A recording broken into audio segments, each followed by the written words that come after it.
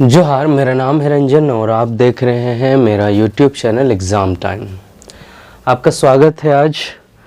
आज हम देखने वाले हैं एक नया कविता का नाम है लहरा।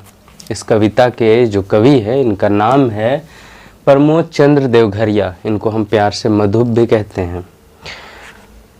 कवि का जो क्षेत्र है उसमें इनका काफ़ी बढ़िया नाम है, अच्छा कविता लिखते हैं। ये जो कविता है ये मंजर भाग 2 नाम के किताब से ली गई है। इसमें लगभग हम लोगों को 17 कविता पढ़ना है, जिसमें से कुछ कविता हम पहले पढ़ चुके हैं। आज बारी है एक नई कविता जिसका नाम है लहरा। तो रोज़ की तरह हम सबसे पहले कविता को पढ़ेंगे, उसके बाद इसके अर्थ को जानने की कोशिश करेंगे। सबसे पहले इसको हम पढ़ते हैं, उसके बाद इसके अर्थ को जानेंगे। लहरा, प्रमोद चंद्र देवघरिया। कविता है। लहर लहर बरसत है, हर हर हवा बहत है, कटी को थीर नहीं, सन सन हवा बहत है। कहियो बेजोड़ कनकनी से गतर कांपत है, कहियो डहर में ठेहुना भर पानी डिलत है। कहियो टहटहाल रौद में गतर पोड़त है, बुझात है सृष्टि बदली, महाकाल प्रलय रूप लेवी। काल काज ये हुई कोनो नहीं बुझाते, का सृष्टि नवा रूप लेवी, धरती का रूप बदली। प्रलय का रूप का होवी, बाँची धरती की मेटी। पर्यावरण कर संकट घेरत है, महाकाल अपन आवन कर संदेश देवत है। राखे है प्रदूषण विहीन धरती के, हवा पानी और ध्वनि के। तभे मिली तरान, तभे बाची परान। तो पहले ही कहा था कविता जो है बहुत अच्छा लिखते हैं। इनका जो है पकड़ कविता में बहुत ही अच्छा है। खैर, हम आज इसके अर्थ को जानेंगे। सबसे पहले हम देखते हैं ये जो कवि है लहरा। तो ये लहरा जो है इसका अर्थ क्या है? इसका अर्थ क्या है? लहरा का अर्थ क्या है? तो देखिए, ये जो लहरा है, लहरा का अर्थ क्या है? जैसे कि किसी चीज का अति हो जाना, उसको हम कहते हैं लहरा। जैसे कि मोदी का लहर है ना, मोदी का लहर। पिछले चुनाव में मोदी का लहर था, तो क्या चर्चा होता था कि सब तरफ जो है मोदी का ही चर्चा हो रहा था। तो उसको हम क्या कहेंगे? लहर। उसी से एक शब्द बना है लहरा। खैर, यहाँ ध्यान दीजिए, लहर लहर बरसत है। तो यहाँ लहर लहर बरसत है। जब बारिश होता है तो बारिश जो है अगर बहुत ज़्यादा हो रहा है तो उसको हम क्या कहते हैं? बारिश बड़ा लहरदार हो रहा है, लहर लहर के बारिश हो रहा है। ठीक है। हर हर हवा बहत है, इसको कई लोग जो है हहर हहर भी पढ़ते हैं, लेकिन चूंकि हवा जब चलता है बहुत तेजी से, बहुत जोर से, तब उस समय एक आवाज सुनाई पड़ता है। उसी के संदर्भ में यहाँ पर हर हर लिखा गया है ना। तो लहर लहर बरसत है, बारिश जो है बहुत लहर लहर के बरस रहा है, यानी कि बहुत घरघोर बारिश हो रहा है। और हवा का अगर बात करें तो हर हर करके हवा बहत है, यानी कि बहुत तेज हवा बह रहा है। वैसे अब बरसात के दिनों में देखेंगे तो बरसात के दिनों में बारिश भी अगर हो रही है और उसके साथ साथ हवा भी अगर चल रही है, तो वो मंजर, वो जो मौसम होता है, उस मौसम में हम जो बरसात है उसको लहर लहर के तौर पर हम समझ सकते हैं कि वो जो बारिश हो रही है उसको लहर लहर कह सकते हैं। बहुत तेज़दार बारिश हो रही है, हवा भी बहुत तेज़दार बह रहा है, और हर हर हवा बहते है। हवा जो है बहुत हर हर बह रहा है, यानी कि बहुत तेज बह रहा है हवा, है ना। एक किस्म का उससे बहने के साथ साथ आवाज निकल रहा है। कटी को थीर नहीं। कटी को का मतलब है थोड़ा सा भी, है ना, थोड़ा सा भी। थीर का मतलब आराम, रुकना। ठीक है। कटी को थीर नहीं, सन सन हवा बहते। कवि क्या कह रहे हैं प्रमोद चंद्र देवघरिया की बरसात जो है बहुत तेज हो रहा है, यानी कि लहर लहर के बरसात हो रहा है, और हर हर हवा भी बह रहा है, यानी कि बरसात भी हो रहा है, हवा भी बह रहा है, और एकदम आराम तो एकदम नहीं है ना। कटी को थीर नहीं सनसन हवा बहते, हवा जो है बहुत सनसना के चल रहा है। देखिए यहाँ पे जो है कई अलग अलग मौसम में हम लोगों के साथ क्या बीतता है वो हम लोगों को बताने की कोशिश कर रहे हैं कवि। ये जो है बरसात का यहाँ जिक्र है, ठीक है।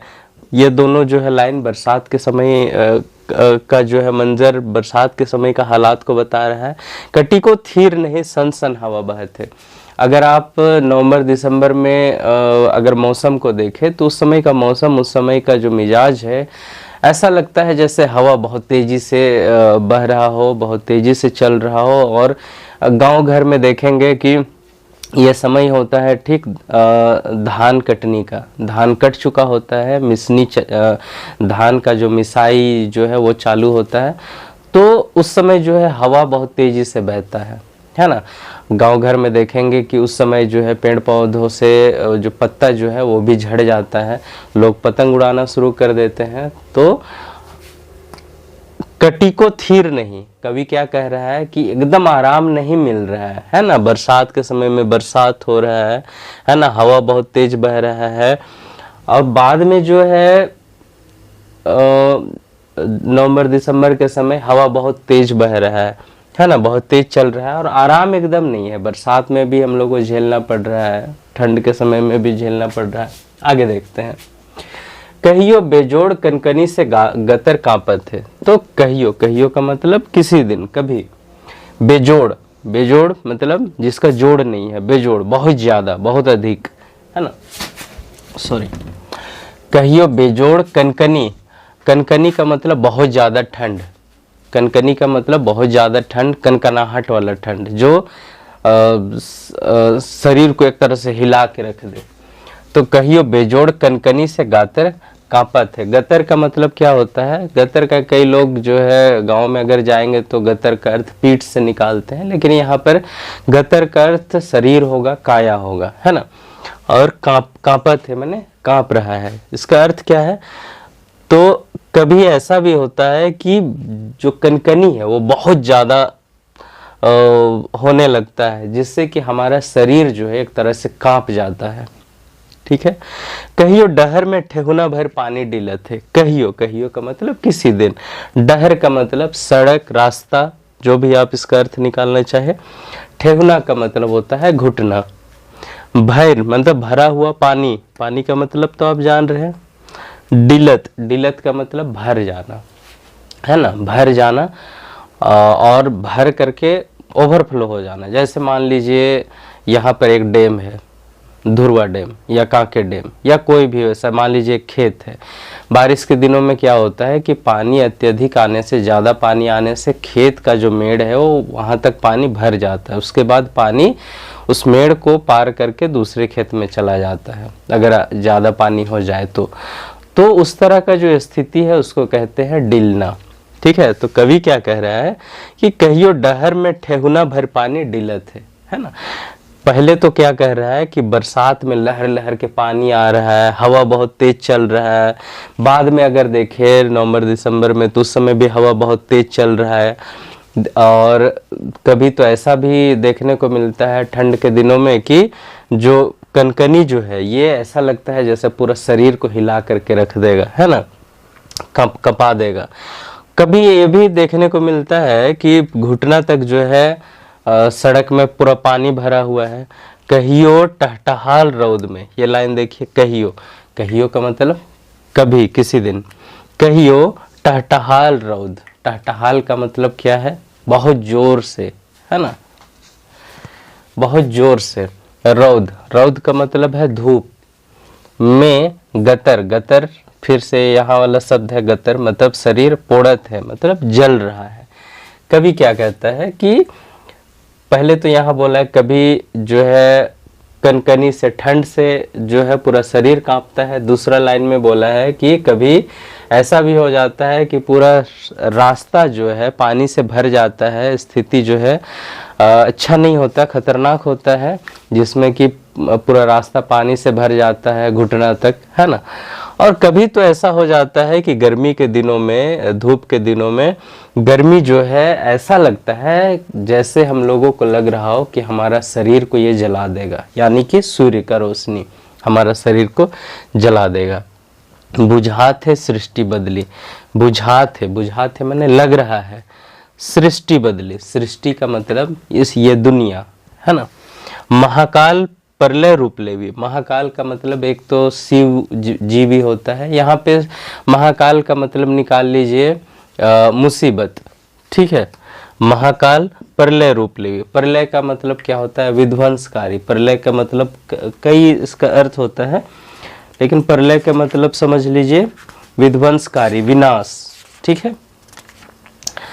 तो बुझाते सृष्टि बदली, महाकाल प्रलय रूप लेवी, ऐसा लग रहा है कि अब दुनिया में कुछ बदलाव आने वाला है ना, दुनिया में कुछ बदलाव आने वाला है।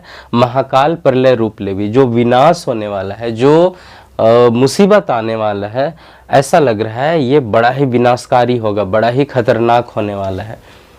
देखिए समय के साथ साथ जो है हमेशा दुनिया में बदलाव हुआ है। कभी इस धरती पर डायनासोर हुआ करते थे, ठीक है, डायनासोर खत्म, उसके बाद जो है मनुष्यों का कई पीढ़ी बीतने के बाद हम जैसे अभी वर्तमान में मनुष्य, वर्तमान में जिस तरह के आदमी देखने को मिल रहा है, इनका जन्म हुआ है ना, शायद हमारे मानव अस्तित्व खत्म होने के बाद फिर से कुछ नया रूप देखने को मिले, ठीक है।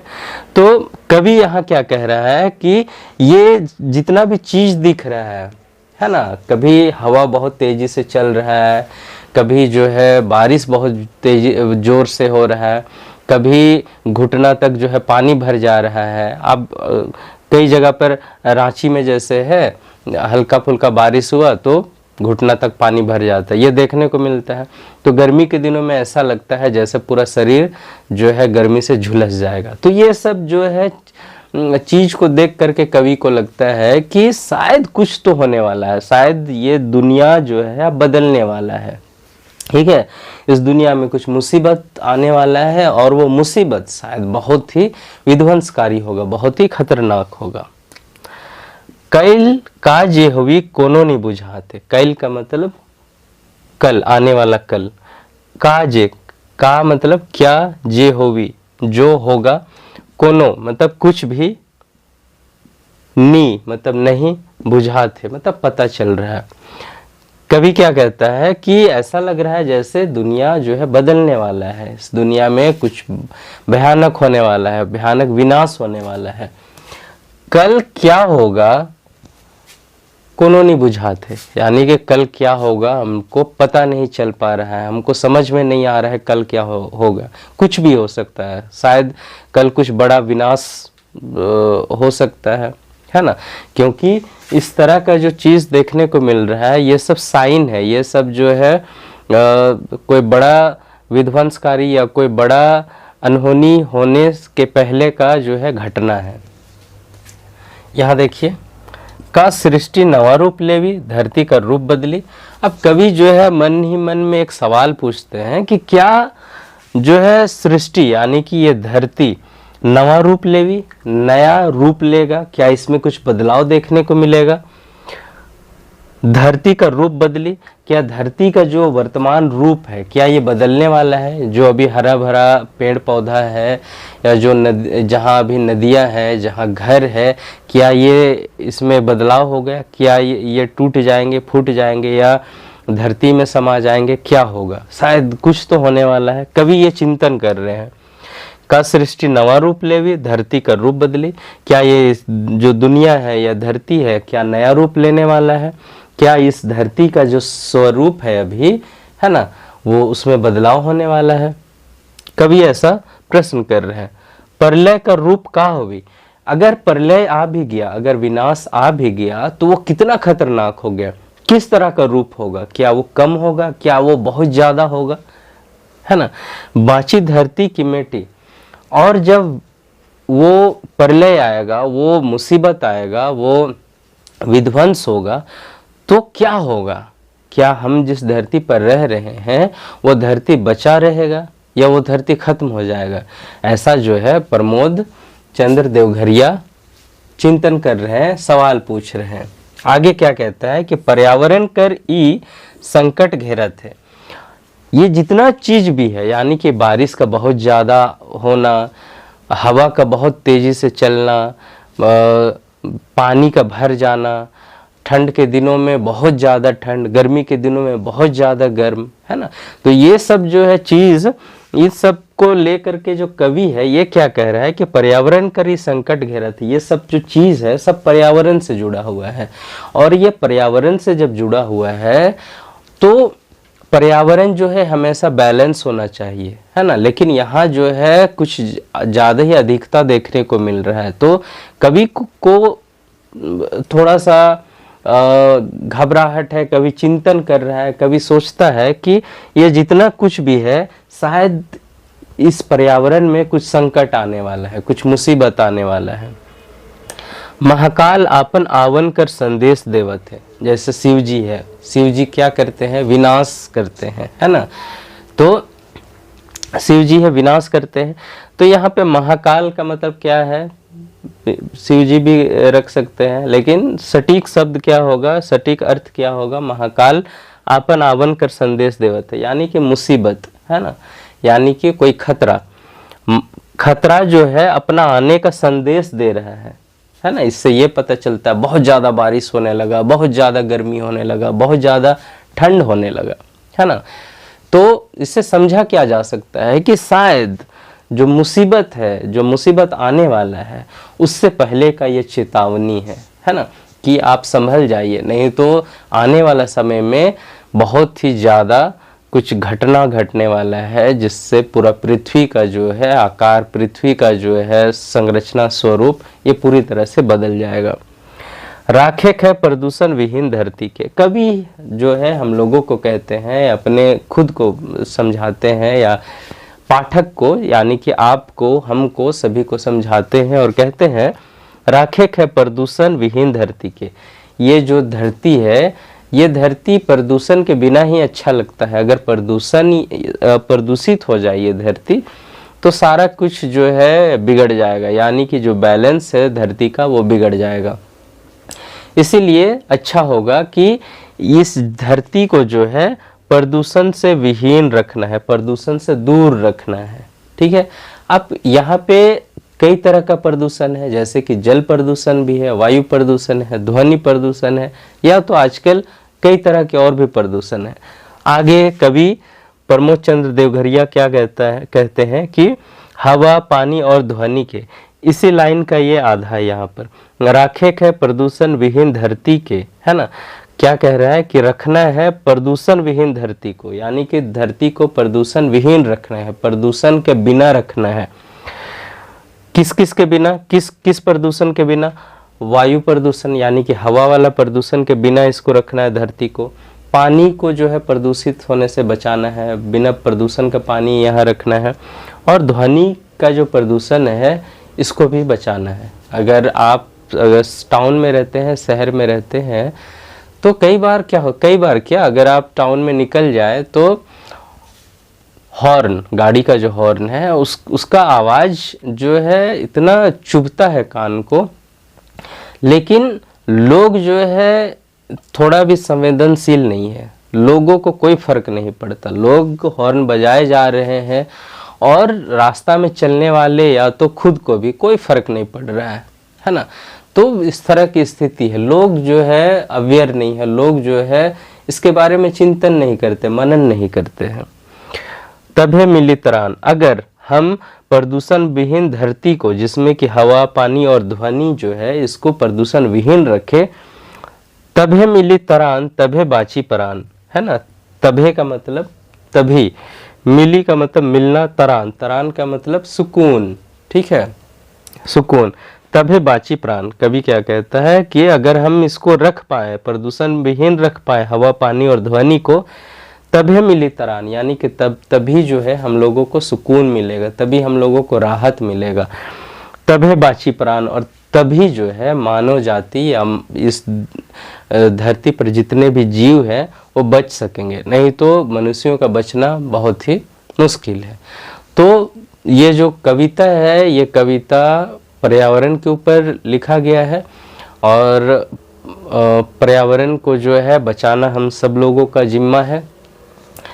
अभी बरसात आने वाला है कुछ दिनों में, तो जितना हो सके पेड़ लगाइए, है ना, 1-2 तो ज़रूर से ज़रूर लगा दीजिए। और कविता का मूल सार यही है कि गर्मी है, ज़्यादा हो रहा है, ठंड कुछ ज़्यादा हो रहा है, बरसात ज़्यादा हो रहा है, इसका कारण यही है कि हम पर्यावरण को अनदेखी कर रहे हैं, है ना। हम धड़ल्ले से जंगलों को काट रहे हैं, पहाड़ों को तोड़ रहे हैं, नदियों को ख़राब कर रहे हैं, यानी कि वहाँ से बालू निकाल रहे हैं, और भी इस तरह के कई जो चीज़ें हैं, और ध्वनि प्रदूषण कर रहे हैं, खेतों में पेस्टिसाइड कुछ ज़्यादा ही डाल रहे हैं। तो इसका असर ये है कि हमारा जो पर्यावरण है वो प्रदूषित होता जा रहा है धीरे धीरे, और इसी का रिजल्ट है कि हवा जो है बहुत तेज़ चल रहा है, बारिश बहुत तेज़ी से हो रहा है, गर्मियों में बहुत ज़्यादा गर्मी पड़ रहा है, तो ठंड में जो है हाड़ कांपने वाली ठंड का सामना हम लोगों को करना पड़ रहा है। इससे अगर बचना है तो पर्यावरण को सुरक्षित रखना होगा, संरक्षित रखना होगा। पर्यावरण को जो है हम लोगों को आप लोगों को सभी लोगों को सुरक्षित रखना होगा, ठीक है। तो इसका अर्थ यही था। आप लोगों को मेरा ये वीडियो कैसा लगा कमेंट बॉक्स में लिख करके बताएं। अगर पसंद ना रहा हो फिर भी हमको कमेंट बॉक्स में लिख करके बताइए। अगला कविता किसी और दिन यानी कि कल। और अगर आपने अभी तक मेरा चैनल सब्सक्राइब नहीं किया है तो मेरे चैनल को सब्सक्राइब कर दें। मेरे चैनल का नाम है एग्ज़ाम टाइम। तो हम कल मिलते हैं किसी नए कविता के साथ। तब तक के लिए जोहार, नमस्कार।